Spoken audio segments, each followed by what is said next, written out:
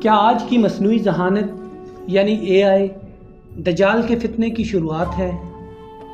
کیا ٹیکنالوجی جو ہماری زندگیوں کو آسان بناتی ہے ایک ایسا ہتھیار بھی بن سکتی ہے جو ایمان، اخلاق اور انسانیت کو چیلنج کرے؟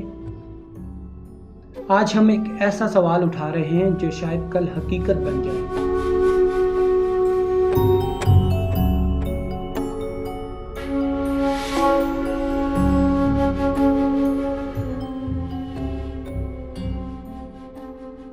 آج کا انسان ایک ایسا دور دیکھ رہا ہے جہاں مشینیں سوچ رہی ہیں، فیصلے لے رہی ہیں اور بعض اوقات انسان کو ہی پیچھے چھوڑ دیتی۔ اے آئی تصویریں بنا سکتا ہے، آوازیں نقل کر سکتا ہے، جھوٹ کو سچ دکھا سکتا ہے۔ تو کیا یہ وہ جادو نہیں جس سے دجال دنیا کو فریب دے گا؟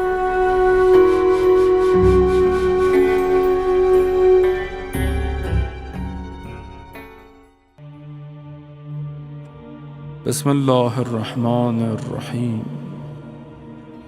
عن جابر بن عبد اللہ الانصاری عن فاطمة الزہراء علیہ السلام۔ نبی اکرم صلی اللہ علیہ وآلہ وسلم نے دجال کے فتنے کو سب سے بڑا فتنہ قرار دیا، ایک ایسا فتنہ جو آنکھوں کو دھوکہ دے گا، دلوں کو بہکائے گا اور جھوٹ کو سچ بنا کر پیش کرے گا۔ کیا یہ خصوصیات آج کی اے آئی میں ہمیں نظر نہیں آ رہی؟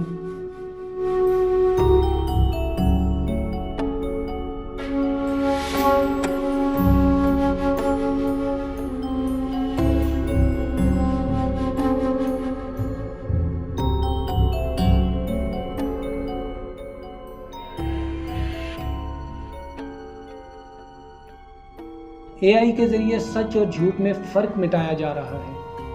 لوگوں کے چہرے، آوازیں اور باتیں بنا کر ایسے ویڈیوز تیار کیے جا رہے ہیں جو حقیقت لگتے ہیں لیکن ہوتے نہیں۔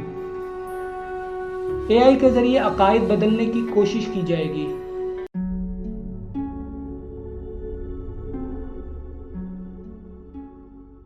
اللہ اکبر، اللہ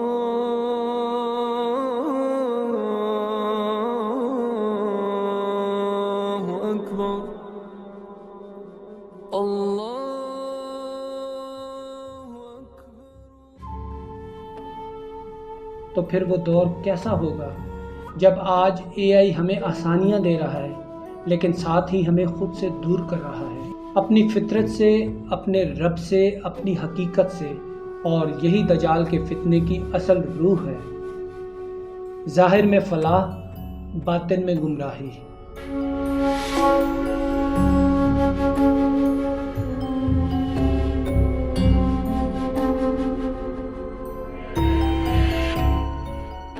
علماء کہتے ہیں دجال کا فتنہ صرف ایک شخص کا فتنہ نہیں بلکہ ایک نظام کا، ایک طرز عمل کا اور ایک جھوٹی حقیقت کا فتنہ ہے۔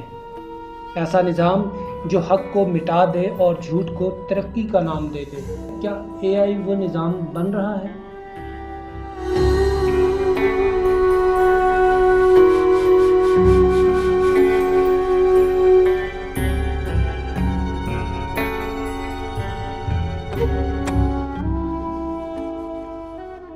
وہیں یہ ظلم، کنٹرول اور خوف کا ذریعہ بھی بن سکتا ہے، ایک ایسا ہتھیار جو بغیر جذبات کے قتل کرتا ہے، فیصلہ کرتا ہے اور حکمرانی کرتا ہے۔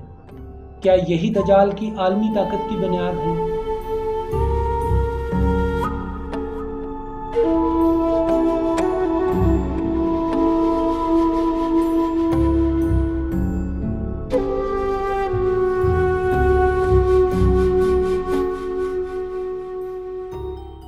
لیکن یاد رکھیں، چاہے فتنہ کتنا ہی بڑا کیوں نہ ہو، ایمان اس کا سب سے بڑا ہتھیار ہے۔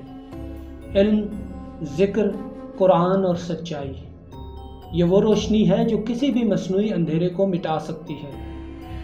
کیا آپ کو لگتا ہے کہ اے آئی دجال کے فتنے کی ابتدائی شکل ہے؟ کیا ہمیں اس پر گہری نظر رکھنے کی ضرورت ہے؟